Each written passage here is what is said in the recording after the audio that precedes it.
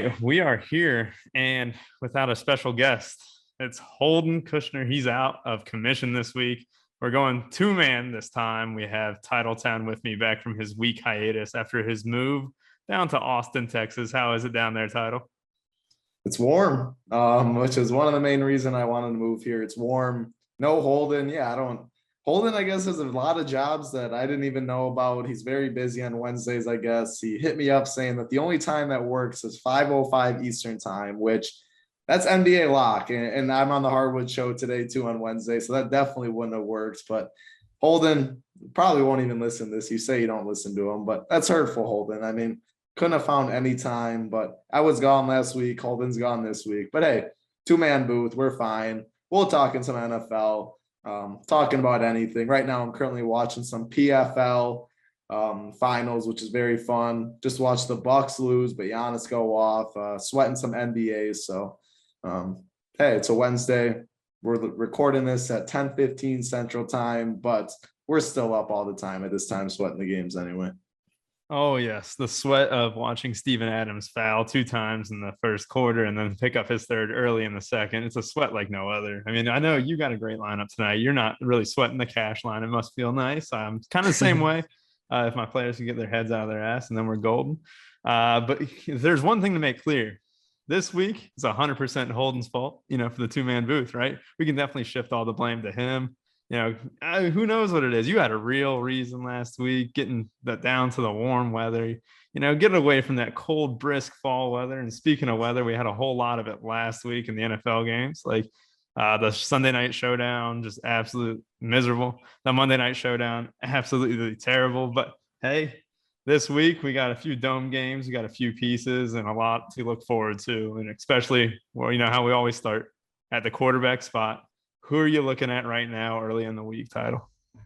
Yeah, so I think, if you look at the slate right away, the big boys aren't on the slate. Mahomes isn't on the slate. Lamar's not on the slate. Like, all the big names aren't on the slate. So on FanDuel, Josh Allen's what stands out. There isn't a big enough price difference from the Allen to the Hurts in the world and stuff. I'm fine with Herbert at 7.9, but I'm looking to get Josh Allen on FanDuel, whereas DraftKings pricing is tighter like it always is. And Allen's at 8,100, which I'm still fine with, but you get a $900 discount down to Jalen Hurts taking on Detroit. And Jalen Hurts has just been a printer in DFS. His rushing upside, even if they're down by 25, he gets the garbage time at the end.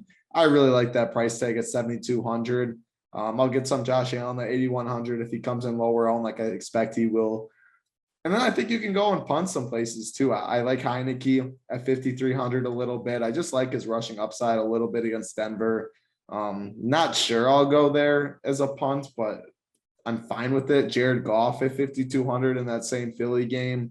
I think that's all right. Quarterback's gross. And my two favorites by far are Hurts and Allen. So I'm excited to hear if you have any lower tier options. I doubt I'm really going to be punting too much though. Well, it's funny you say that, and Hurts definitely, I think, has to grade out as one of the top cash game quarterbacks just because of the fact that he's had no games under 21 or 22 on DraftKings fantasy scoring. Like, this dude gets it done. The value of running the ball, he's running the ball almost like 10 times a game at least. And last week, we saw Miles Sanders go down. He ended up running the ball 13 times, having to pass a little bit more. They wanted to use Sanders a lot on the ground, which they did in the first quarter. But obviously that injury hit and, the Eagles were kind of forced to adapt. And this Detroit team just got absolutely torn up by the Bengals. So, we know the Eagles aren't the greatest team in the world, but at the same time, like, how is Hurts not your number one look and being like, hey, if I'm going to build a cash lineup or anything, Hurts, right? That's where you start. And you almost end that because, like you said, Heineke's the second name you shout out, or I guess the third, after Allen. But it's gross. And like my three quarterbacks, you might think I'm crazy by the end of this, but there's a guy I'm interested in who just got benched in the fourth quarter last week, and that's Sam Darnold. We've seen what he can do in the early weeks of the season, and we have also seen what he can do in the late weeks of the season so far. He's a Jekyll and Hyde, as I might say. And the fact of the matter is, I think he has 20 plus upside. He has definitely shown the ability to get it done on the ground. He's had multiple games of 30 plus yards rushing. He's had 5 rushing touchdowns early in the year. It's something that it's going to be a gross week. And my second name here, not to mention, Atlanta is not the greatest opponent in the world. So, Darnold has a chance to have success and something I'm kind of looking forward to, despite the lack of success against the Giants. Second name, Carson Wentz. His receivers are depleted though. It's definitely a gross play, but he easily could have went off for like 25 to 26 if he didn't turn that ball over. If my aunt had if my aunt had ball, she'd be my uncle and stuff. But he threw that interception or that fumble, whatever you want to call it, at the goal line, and first interception of first turnover for him in a while. And it's like one of those things where he has upside, he has the ability to pass the ball, and the rushing touchdown last week kind of showed that he's wanting to get it done on the ground like we've seen in the past. And the Tennessee matchup is favorable. And one last name, and it's because I really like this play. I think he might be my cheaper quarterback, of the week here. And it's not even that cheap. It's just the fact that he's 6K. Jameis Winston. The Tampa Bay Bucks are a pass funnel defense. Winston's going to get it done through the air. Kamara also can be linked up with Winston. We saw 10 catches for Kamara for over 128 yards. So, I mean, I kind of like that game. We've always seen the Tampa Bay, just funnel the pass game as we have seen. The early total is kind of promising as well, despite the poor weather and the Saints looking absolutely awful, offensively for most of the game with the receivers catching like 3 balls combined the entire game. I still think there is some promise. There is still some value to be had in that. And, points are definitely going to be scored in that game. And I think it's through the air. You got anything to add to that? No, sorry. When you're Jameis Winston, I can't touch him at all. There's this huge knockout, Ray Cooper. If the people watching, I know I get a couple PFL fans. That just happened. What a knockout on PFL, Ray Cooper. But your 3 quarterbacks, like you mentioned, like that's why I'm not really going to be punting quarterback. It's gross. Like, yeah, you mentioned, I said Heineke is my first one as a cheap guy. Like, that's gross. I'm not doing Carson Wentz. I get it. Sam Darnold, I for sure get it. The Carolina, I think why Sam Darnold was playing so well early is Christian McCaffrey just means so much for this offense. He can bail out mediocre quarterbacks and make everyone else around him better. As far as Jameis, like I love Kamara, obviously. They just don't really throw the ball enough for me, but like I get it for sure. They're all going to be low on, like you said. Hurts, like you mentioned, he's the cash guy for me right now for sure. I really like the price tag. He's too cheap.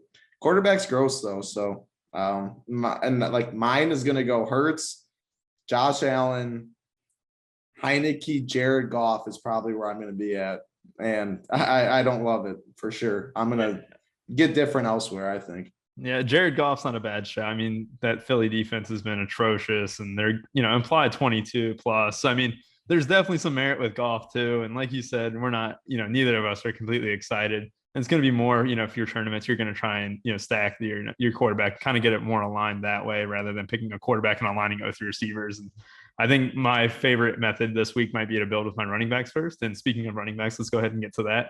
And I think this is the strongest slate of running backs that we've had in a long time. And I like a long time, I probably mean like a month. But I look at it and there's like legit like 8 to 10 guys that I'm popping off the page a little bit for me.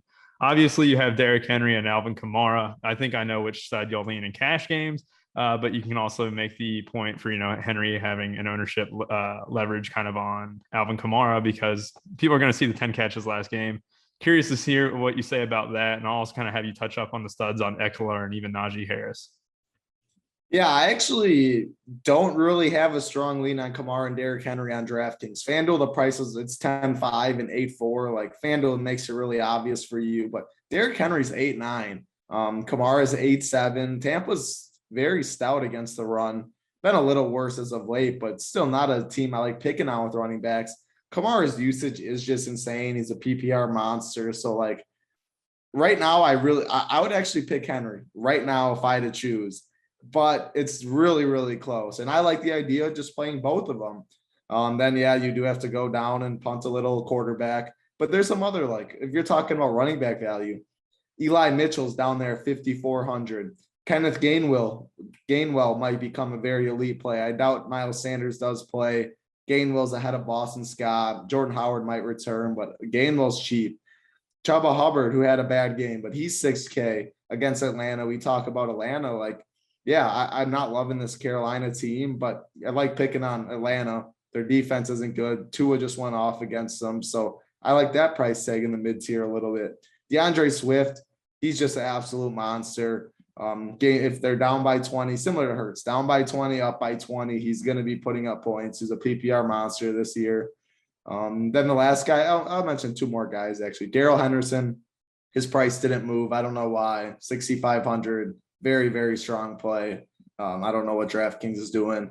Then the last guy, I haven't played him all year. This might finally be the week, but Cordero Patterson at 6,200. He's taken over for Mike Davis. Like, he is the guy. He is explosive. I think Cordero Patterson at 6,200 is an elite play. Running back's absolutely loaded. I can definitely see myself this week going the 3 running back type of builds. But receivers loaded too. So as bad as quarterbacks are, and tight ends gross too. Quarterback, we'll get to tight end. Quarterback, tight end gross. Running back, wide receiver, elite, I think. So you got to nail those positions for sure. Yeah, it's like kind of wild. Like you mentioned it, we have the Kenneth Gainwell play that probably will be extremely popular. He had 8 targets last game after Sanders went out. He also had a touchdown. I think he did 4 for 41 through the air. So, and the touches were there in the ground game. People might say Boston Scott might interfere, and that could very well be the case. There might be more coach speak down the line. Boston Scott also shared the workload with 7 carries and 2 targets. So I think Gainwell is going to be extremely popular. I don't have any fit with that, especially going against Detroit. I assume Gainwell, they just love the kid there in Philly too. So I think probably one of the most popular plays in the slate. You mentioned Cordero Patterson. I put a big star next to his name. I really, really am a huge fan. Last week, he got a bulk of the running back touches. Like that's crazy. It used to be Mike Davis, and then Cordero Patterson would kind of spell him. And Cordero, despite the bulk of the touches, also got a ton of work at wide receiver. He's literally doing it all. And the 5 targets last game. It's the first time without 5 catches in a game since week 2. And the 5 targets were there to, kind of show that he can still get, 4 to 5 catches easy. I think there's a great floor, and I think there's just massive upside to him. This Carolina defense, isn't the best in the world. They started out really strong, then kind of flaked off the last few weeks. And I think Patterson's probably one of the strongest plays. I'm glad you're kind of with me there on the mention. We haven't played him yet this year. I played him on the Showdown against New York and London, I believe that game was. But that's all I've had exposure to. And I think this week it kind of changes. One guy I kind of want to mention too, we kind of saw it, you mentioned Mitchell. He's shown that he's like 75% of the work rate last week, even with a fully healthy 49ers squad. And that matchup there for Mitchell isn't daunting. I'm not really scared of the Bears really at all. And speaking of the Bears though, we have Herbert, who got so much more work over Damian Williams. And I was super shocked by that. Damian Williams went from second fiddle to David Montgomery to second fiddle to Khalil Herbert. Not something that I'm probably going to trust this week against the 49ers team, but it's definitely noteworthy. I had some initial interest in maybe a potential Damian Williams play and stuff. As you know, I think I told you guys I was really high on him to start the year, and that's why I wasn't on Montgomery. It's really disappointing for my fantasy teams, but in my best ball, because I did draft him quite a bit, and it just kind of hurts to see. That's all I got to say. Chalk Chuba bust last week. This week, like you said, kind of run right back to him and almost the same exact spot. And you'll probably get him at a huge discount ownership wise. And we're going to mention one more name here, and that is a former Packer of yours. The Philly defense has been one of the worst against the run this year. DeAndre Swift got a huge touchdown to start the game, but Jamal Williams still got 12 touches, and this is strictly a tournament play. I wouldn't recommend him unless you're kind of building towards that game. But Jamal Williams still got 12 touches. That could easily balloon up a little bit. I'm curious, if you have any tournament plays that you're kind of target, kind of like it's similar to a Jamal Williams, where you get a discount off DeAndre Swift in a great matchup. Not that it's, highly recommendable in cash or anything, but just kind of a play there where it can pop off. Yeah, I will say, it's tough. So I don't see anyone really low that I'll take a tournament shot on necessarily. Like maybe the cheapest, Alex Collins at 5,300. He is the guy in Seattle. It's going against Jacksonville. They obviously don't trust Geno. They want to pound the rock, get a better matchup than the 49ers. You saw they wanted to establish the run last game. Obviously, the weather wasn't great too, but maybe an Alex Collins. I'm looking more, if I get different, in the mid-tier, 2 guys that stick out. One, my boy, Jonathan Taylor. The guy's just an absolute stud. He's explosive. He's fast. He has big play upside. 7,200 against Tennessee. I think he goes overlooked right in that range. I think he's an elite play. And then Najee Harris at 7,500. People aren't really going to play him too much against Cleveland. The tier he's in is absolutely loaded. People are going to go Swift. People are going to go Darrell Henderson, or they're going to find the money and go up to a Kamara, Derrick Henry and stuff. I think that's no man's land with Jonathan Taylor, Najee Harris, and both of them have huge upside. So those two would be my tournament plays mainly. I don't see really any punts that really intrigue me in tournaments. Yeah, for sure. And I like how you mentioned Najee. I mean, this Cleveland team is still banged up a little bit, and Najee's as script proof as it makes, as it is for a running back these days. I'm just going to top it off real quick with a convincing argument for Kamara over Henry. I think it's great that the Saints are actually going to be stuffed on the run. Or at least I'd hope the Bucs can kind of stuff the run, because I think we can see, another 11 target game, if not more, for Kamara. And I just think that absolutely plays into his hands, especially on DraftKings. But you also mentioned the discount on FanDuel kind of makes that almost redundant to mention, like, oh yeah, he's better on FanDuel, he's better on DraftKings, just because that discount is so strong and the usage is going to be there. But I just think Kamara is far and away, I think the best running back play, because I think they're just intent on giving them the ball as much as his body can handle. And until he gets hurt, I mean, that's just sad to say, which I think could happen for a guy of his stature. You just ride it until it's broken, basically. But it's just my thoughts there on Kamara. And now we're going to move over to wide receiver, and it's a tough one. I didn't really notice a lot of value popping off the page. We obviously have the best receiver in fantasy football right now, Cooper Kupp. Who would have thought? And he's just been an absolute monster. But 9K is a hefty tag. You got any interest with him there? Oh, I'm gonna keep playing Cooper Kupp. I tweeted about it. People started playing him. I think I played him like every week but one. I got him at 20% in cash games on both sites last week. I got there with Miles Sanders' injury on both sites. It was like 10%. Like, he just absolutely carried me. The guy's a complete stud. Devontae Adams isn't on the slate, so there's no question who's a wide receiver one this week. The price tag finally is right. They finally did raise it, but I'm going to see where the ownership goes. If he's chalk at 9K, which I don't see the case being right now, but if he somehow was, I'm not going to play a chalky Cooper Kupp at 9K. But I don't think people are going to really play him again because of that price. I'll play him against Houston. Darrell Henderson's going to definitely get ownership, get some nice leverage off of him. I don't mind if you want to go Robert Woods and stuff. I'm just going to keep going Kupp. Similar to the Bengals situation where I'm finally jumping off the Boyd train mainly. It's all Jamar Chase. I'm glad they raised his price tag too, but he's like Justin Jefferson. Like, we've been talking about it.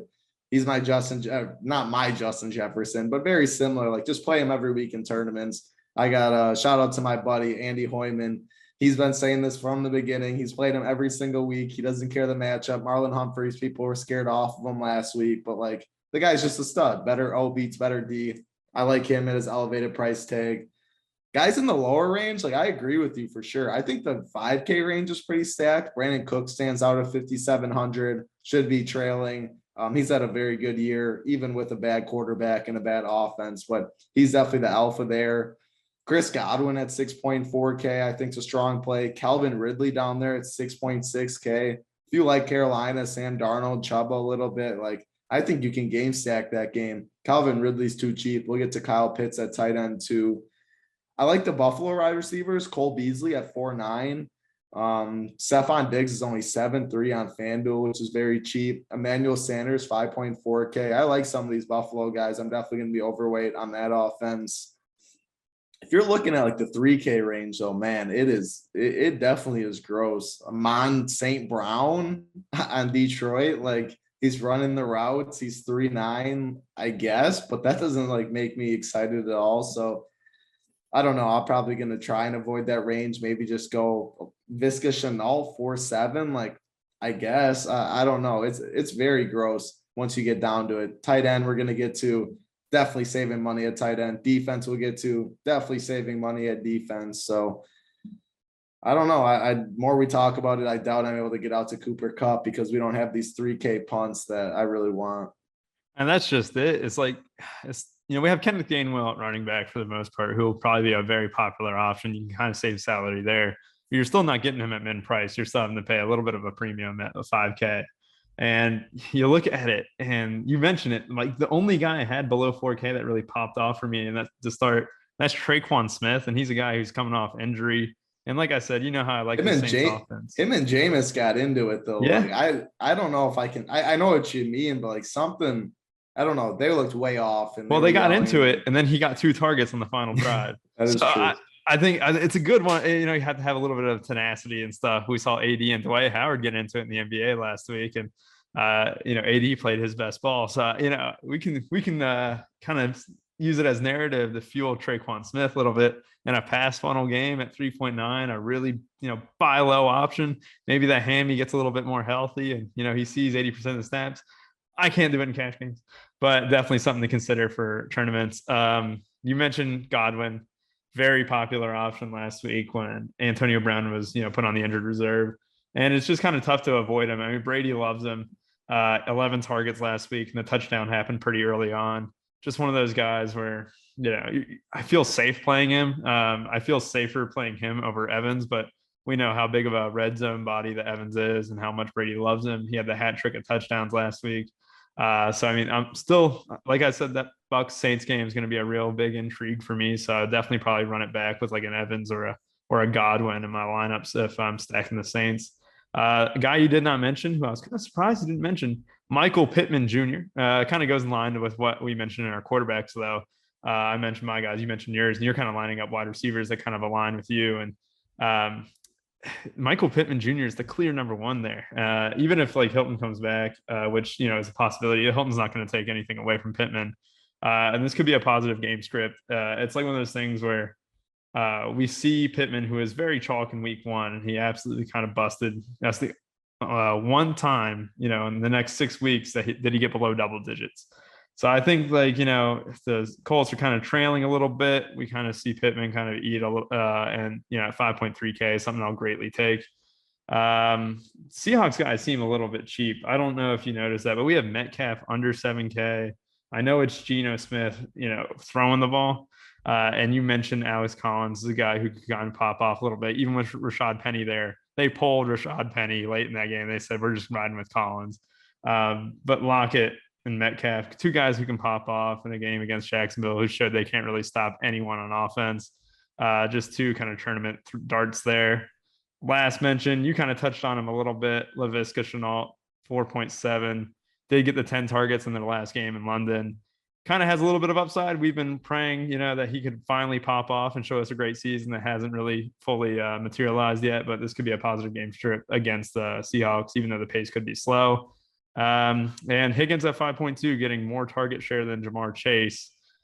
Little bit something there. Jamar Chase is definitely the better talent. Higgins had like 11 first half targets last game, which is kind of absurd. I don't expect the Bengals to be completely throwing it like they were, you know, last game.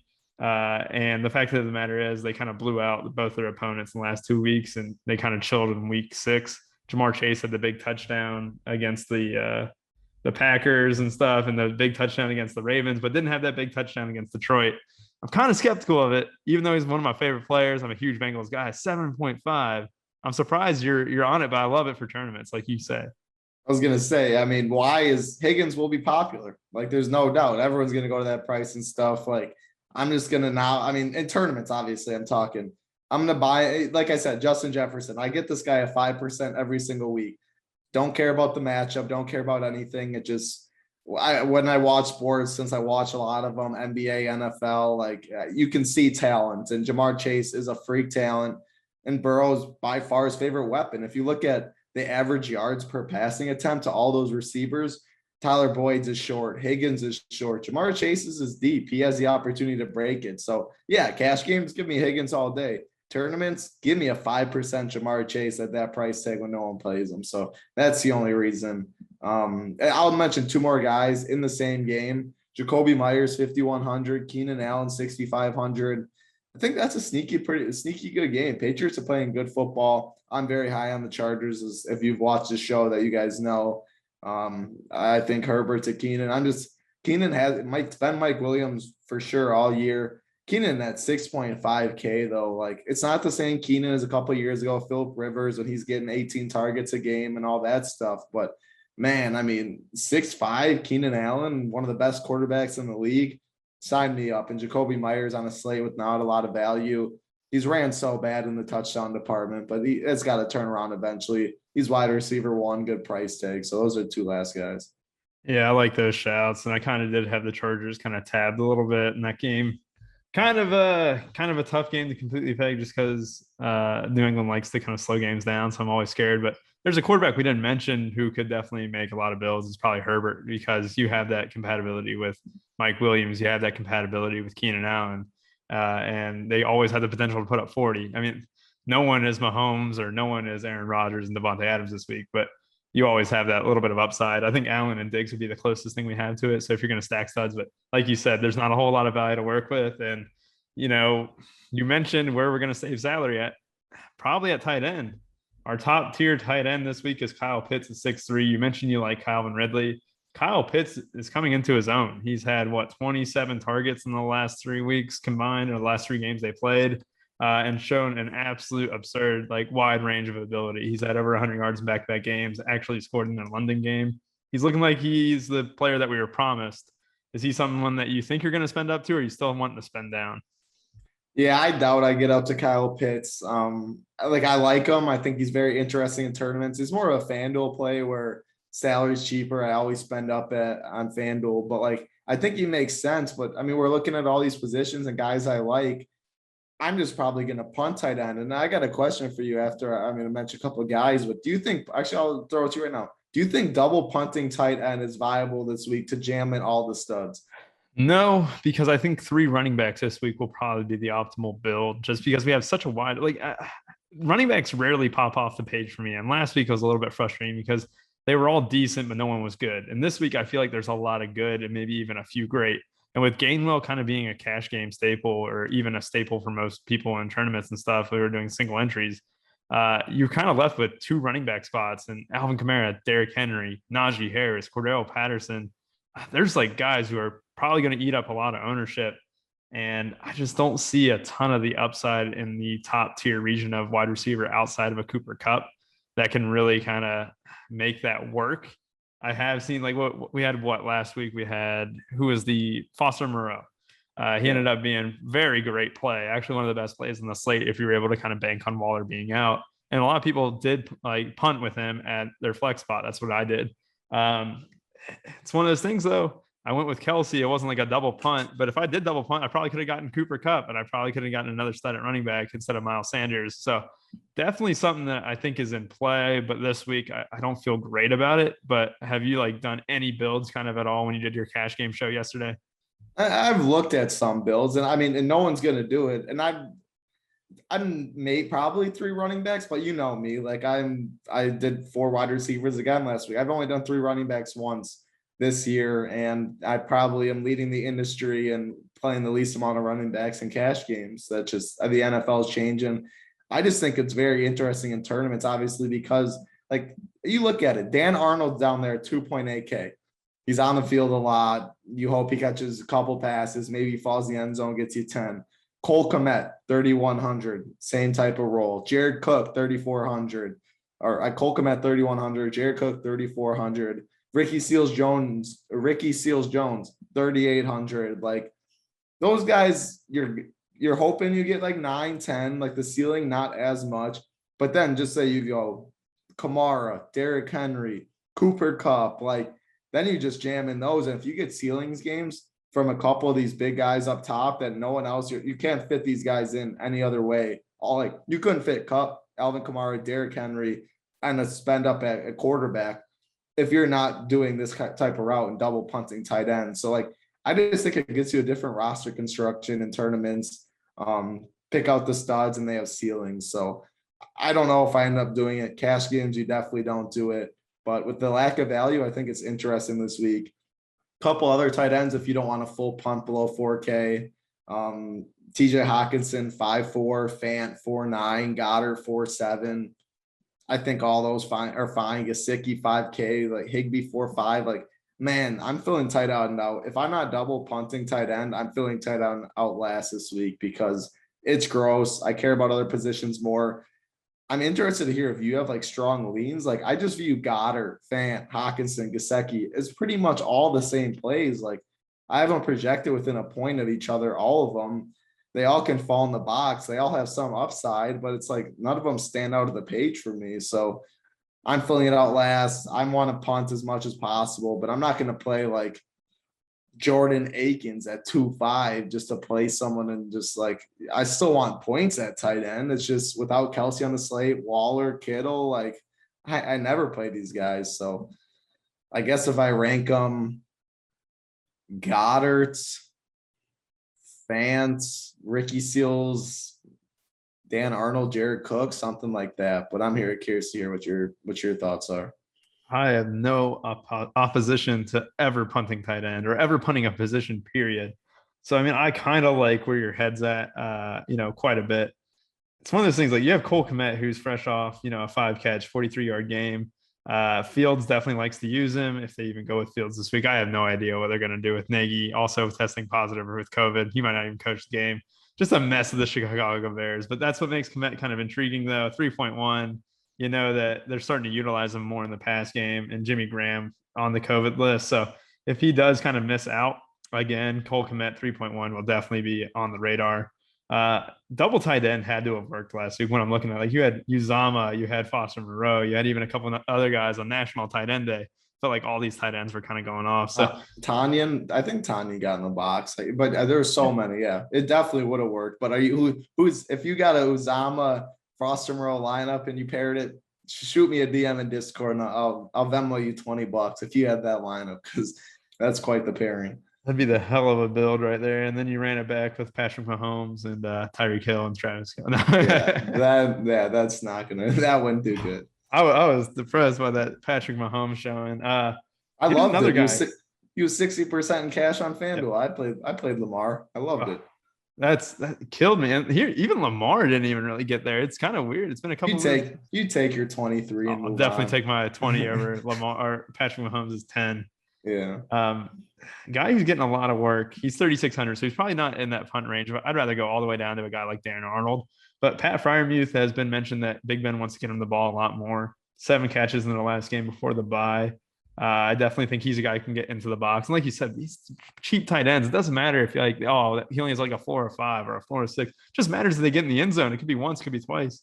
That's all you're kind of playing it for. You're just kind of maybe toss it in there. You mentioned Goddard. I think I would probably go him if I had the salary to spend up even a little bit at tight end. It would probably go Pitts, Goddard, and then all these punt plays. I really like your mention of Dan Arnold, though. It's a guy with 13 targets over the last 2 games. The only thing that kills about the game is the pace, but 2.8 for a receiving tight end. It's a little bit intriguing. I would hope that the Jacksonville Jaguars go down a little bit, and Trevor Lawrence likes to utilize the tight end spot as he has shown. And in their most recent game in London, I think he had 5 or 8 targets. So definitely someone that you could run with. I guess one other mention too, if Gronk continues to miss out, it could definitely be another like OJ Howard or Cameron Brate. Just an absolute shitstorm. I think he was ruled in, wasn't he? So he's practicing limited. So it is kind of like, do they hold him out? Just continue to hold him out? Because, I could definitely see Gronk saying, oh, I'll play for the playoffs. You got to make it there first, obviously. But the Buccaneers right now are showing no problems winning games. And, you can get OJ Howard at 3K or Cameron Brate at 3K. And not that you're banking on any floor. You're just banking on Brady getting the ball in the end zone. So I do like the idea of just punting down at tight end. Like I usually like to do my build when we're kind of talking just to see where like I can see pieces falling in line. I didn't really get the chance to do that this week, but I think that is the absolute clear route. Punt the tight end, kind of spend up a little bit on running back, spend up all as much as you can at wide receiver and avoid that dead range below 5K and really kind of hope for the best. Something that we never ever touch up on, defenses. Just because I want to hear a cheap defense from you. Maybe we talked about punting defenses, and it's kind of an important part of the build. I think the past couple of weeks I've actually spent up at defense just because I had a little bit of extra salary even when I played Mahomes and Kelsey. And I'm just curious, we mentioned that we're spending down at tight end most likely. Are you going to spend down at defense again too? Yeah, there's 2 defenses that stand out to me that'll probably play either the Jaguars, 2,400 picking on Geno Smith, or if I don't have that salary, I'll full punt it. Washington, 2,100, Teddy 2 gloves. And the front 7 played well last week against the Packers. It finally came alive, got some pressure on Rodgers. We know how talented they are. So I don't see a reason to pay up. Like Bengals, course I want to pick on this bum that's now starting for the Jets, but they're 3,600 on a slate that there isn't a lot of value. Like I always punt pretty much defense on DraftKings. Besides last week, I played Cardinals. I thought you just plug them in, and actually in GPPs I played the Giants. I landed on them, and I finished 8th in the $200 single entry with 830. All right, flex. I was man, that's awesome. I was 10 points away, and I had like a full onslaught late. I Derek Carr 2% stack.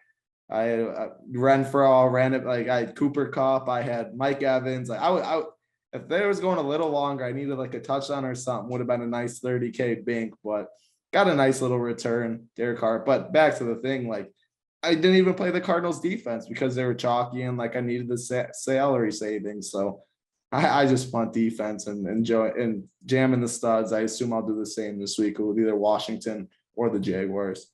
Yeah, I really like that Washington call. It's like they actually look like a formidable defense as we all expected coming into the season. 2.1 against a team that on Thursday night looked dreadful against the Cleveland Browns. So, yeah, I mean, I think, we kind of got our roster construction set out. Sometimes I think roster construction, you talk about it, like where we're going to spend down at is just as important as, telling the plays. Like I know nothing about esports or anything, but if I go and play, I'm asking Bruce, what's the optimal build? Like what usually ships? And I'll say like, 4-2-1 or 3-3. It's like, okay, I'm doing that. I don't care who I play or what I do. It's like these builds that we kind of mentioned. We always mention stacking on this show, but I kind of like to see, where your thoughts are where you're spending down at. I think that's really valuable information. And I'm glad that we kind of talked about it this week. Anything else you'd like to add? We're kind of wrapping up the show here. It's nice having a 2-man booth.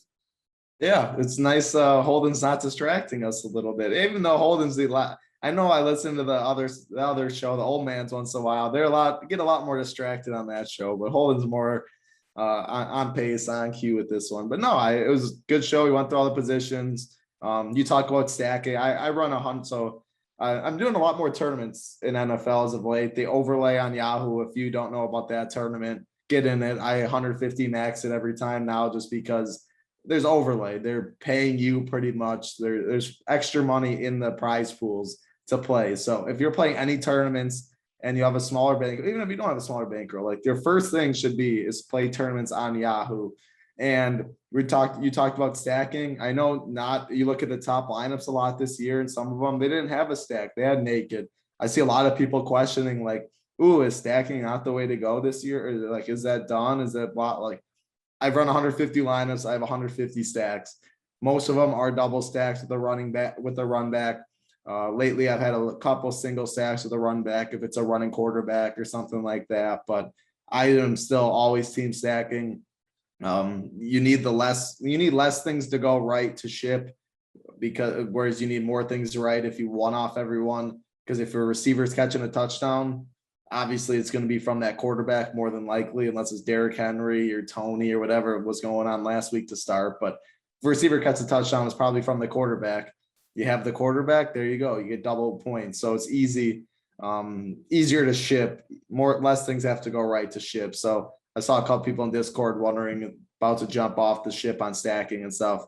You can if you want. Personally, I'm a huge believer in stacking, so I'm going to keep doing it. But yeah, fun slate. I think it's going to be pretty tough to build rosters that we saw. A lot of the big names aren't on the slate. Kyler Murray, Rodgers, Mahomes, Lamar, quarterbacks gross. More we talked about and stuff, I'm going to jam Josh Allen and Diggs on DraftKings a lot. Maybe not even Diggs, maybe Sanders and Beasley if I need a little bit, but I'm going to be heavy on Buffalo, and I think they get overlooked a bit. So fun week for sure. Yeah. And we always mention, at least with my friend group a little bit, it's like, why don't we just jam the studs in it like a quarterback? I did that last week and got pretty burned with Mahomes, but it's like there's a lot of merit in just playing the best plays sometimes, especially at the quarterback spot where you got the two best and Allen and Diggs, who are basically top 3 wide receiver quarterback combination last year. So that's something that we didn't really touch up upon, too much there. But Allen and Diggs have the upside to bury anyone on the slate, and you kind of overlook it just purely because of the fact that there's not a ton of value early in the week. That could definitely be something that goes underowned. So anyway, I appreciate having you on, Title. It's nice to see you again. I hope everything is well in Austin, Texas. And Holden will be back next week, and I'm pretty sure next week there's going to be a surprise. It's going to be me eating the chip. Don't forget to use the promo code. What is it? RPS 15. RPS Heater 25, a new promo code. RPS Heater 25% off.